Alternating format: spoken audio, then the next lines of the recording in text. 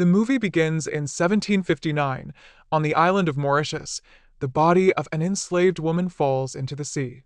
As she drowns, she prays to her husband, Masamba, never to give up and to save their people. The next day, Masamba and a group of enslaved people continue working on Eugene's plantation. With only 2 weeks left until the harvest, Eugene instructs Masamba to keep an eye on things and ensure no one slacks off. He also calls him Cicero, instead of his real name, making the other enslaved people see him as a traitor. That night, Masamba teaches his daughter, Maddie, more reading and writing. Maddie interrupts the lesson to tell him that her friend, Ruba, has shown her a path leading southwest to the village of Fabomi, where all runaway slaves hide. She wants to escape, but Masamba refuses, saying that Fabomi is just a myth. The danger becomes even more real when they see a guard outside capturing an enslaved person. The next morning, Eugene and his guards catch another enslaved person trying to escape. Since it was his first attempt, they burn a lily flower mark onto his back. If he tries again, they will cut off his ears and tendons. Masamba is forced to translate this warning to the others, while another man loses his ear for being caught a second time. Eugene then orders Masamba to remind everyone that a third escape attempt will result in execution. At midnight, Masamba finds Maddie having a panic attack after being harassed by a guard. He holds her tightly and guides her through prayers until she calms down. Afterward, Maddie insists that they should kill all their masters and escape, saying that others the slaves consider him a leader, but Masamba still refuses and calls Maddie Colette, a name she despises. Maddie does not want to lose her culture, but Masamba prioritizes his future. He hopes that cooperating with the colonizers will allow him to escape the plantations and secure a job as a seamstress. Sometime later, Masamba is summoned to the main house, where Eugene is hosting a dinner with some very important guests.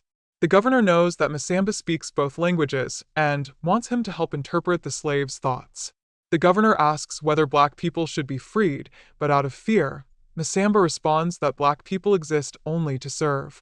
When he looks up while speaking, the governor becomes angry and Eugene immediately dismisses him. Eugene's son, Honoré, explains that he was the one who educated Masamba, as he grew up on the plantation and quickly realized that some slaves were trying to rise up. Teaching Masamba convinced him that black people were human, too. The governor mentions Madame La Victoire, a woman who hunts runaway slaves and holds opposing views. A debate over the treatment of slaves begins, and to avoid trouble, Eugene silences Honoré. However, the governor now doubts Eugene's ability to govern the region properly. After the governor leaves, Eugene, furious at Honoré's unsettling opinions, slaps him. Then, he calls Masamba in and announces that he is stripping him of all privileges. Masamba will now cut sugarcane like the others and will no longer be allowed to stay with his daughter. Maddie will live under Eugene's roof, and if Masamba tries to resist, Eugene will kill him. When Maddie learns of this, she attempts to take her own life, but Masamba stops her and sends her home. Seconds later, Masamba hears dogs barking and people screaming. He rushes outside to find a guard on fire, but Maddie is nowhere to be seen. The other guards inform him that Maddie has escaped and then send him back to his quarters. The next morning, a guard tells Eugene that they have not been able to find Maddie. Eugene orders them to call Madame La Victoire before instructing Honoré to join the hunt to restore the family's reputation. Honoré has no choice but to agree, though he also tells his father to treat Maddie better when she is found. Masamba is then tied to the ground and whipped for several minutes to make him speak, but he insists that he does not know where Maddie has gone. At the same time, Madame La Victoire arrives with her sons, Joseph and Baptiste. She refuses Eugene's payment and demands details about Maddie's escape. Victoire tries to interrogate Masamba, assuring him that she will keep Maddie alive because she believes in punishment, but Masamba swears he knows nothing. Then, they bring in Maddie's friend, Ruba. Since she is pregnant, they dig a hole in the ground to protect her belly before tying her up. They only need to whip her feet once before she confesses that Maddie went in search of the legendary Fabomi village.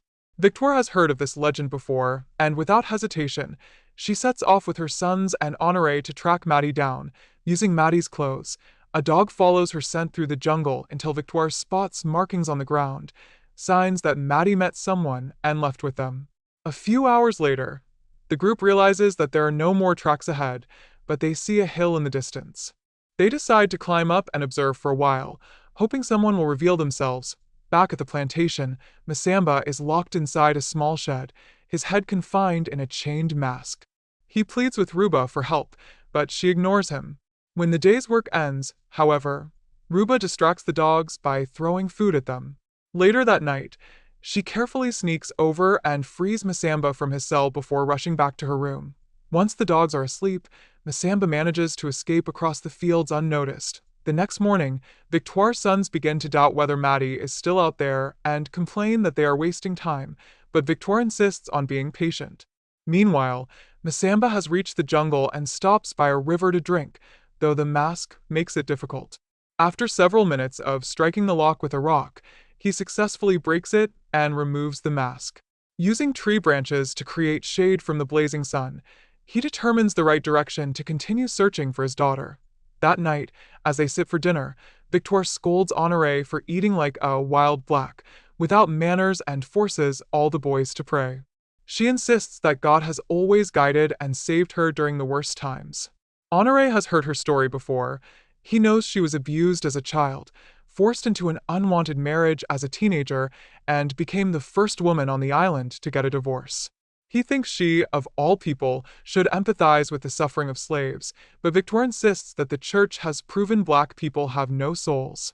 She doesn't believe it's her place to question the church, yet Honoré can sense her doubt. That night, Masamba dreams of his wife beside him. The next day, Masamba begins climbing the hill, and Victoire spots him. As he moves between the trees, he hears a noise and comes across a black man named Kabidi, who helps him navigate. There is also a black woman with a child, and together, they all hide from Victoire's group, who have entered the jungle searching for them. Suddenly, the child starts crying, and Baptiste hears it.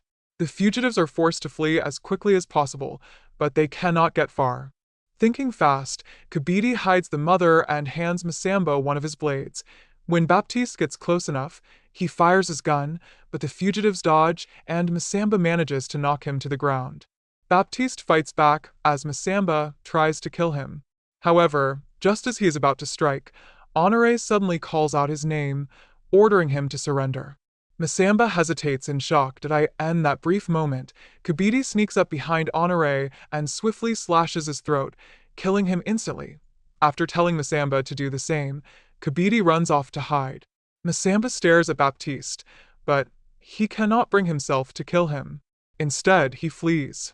Now, with Joseph chasing after him, Masamba runs as fast as he can until he suddenly collides with a black man named Rado, who helps him find a hiding spot. Once Joseph is gone, they continue moving forward, and Rado reveals that he is also searching for Fabomi village. They stop at a cave where Rado shares his small portion of food and offers Masamba a fresh shirt.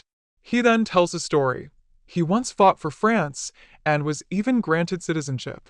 However, when he arrived on this island, they burned his freedom papers and tried to force him into slavery. Meanwhile, Victoire tends to Honoré's body. Baptiste comments that the slaves left him like a good Christian, and their family will not take this well. Victoire spends most of the night in prayer. By morning, she declares that God is protecting them and that they must continue the hunt. However, Baptiste refuses to chase the man who spared his life, choosing instead to return Honoré's body to his father. An enraged Joseph lunges at his brother, and they begin wrestling on the ground. Victoire watches without interfering. After several minutes of struggle, Baptiste overpowers Joseph and leaves the jungle with Honoré's body. Moments later, Masamba resumes his journey, following footprints on the ground and markings on the plants, hoping they will lead him to his daughter. As Rado prepares to leave the cave, Joseph suddenly shoots him in the leg to bring him down. He then presses against the wound while he and Victoire interrogate him about Maddie and Masamba's whereabouts.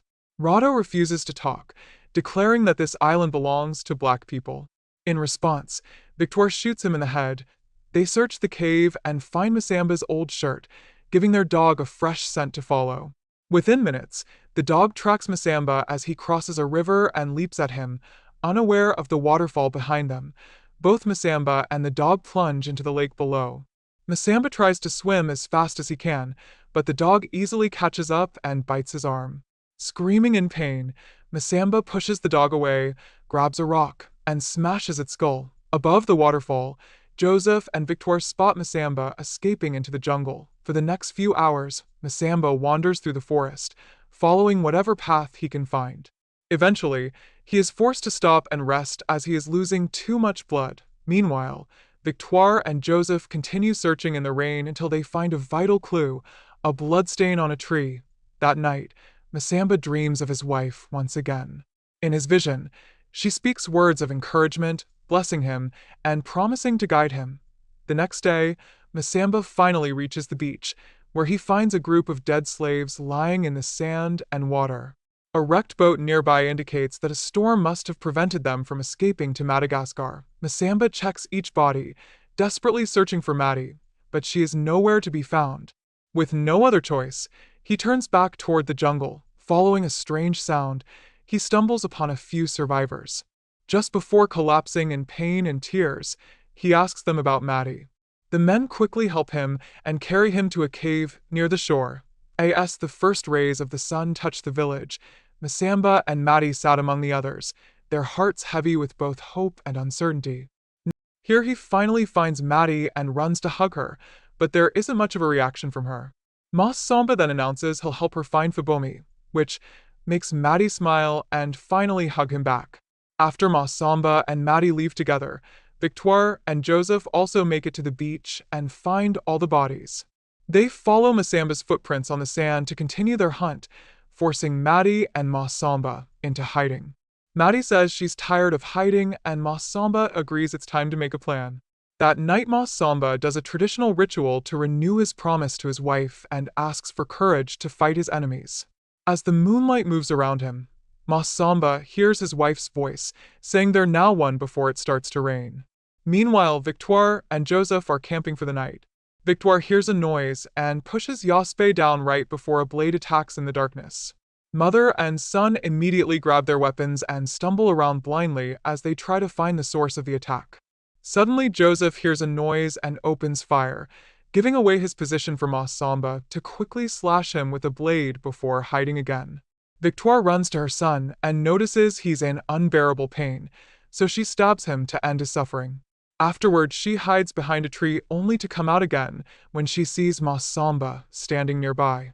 With the lightning serving as cover, Victoire sneaks around until she surprises Masamba from behind, shooting him in the shoulder. Then she grabs her knife to kill him, but when she looks up again, he's gone. A terrified Victoire starts praying until Masamba appears behind her and stabs her to death.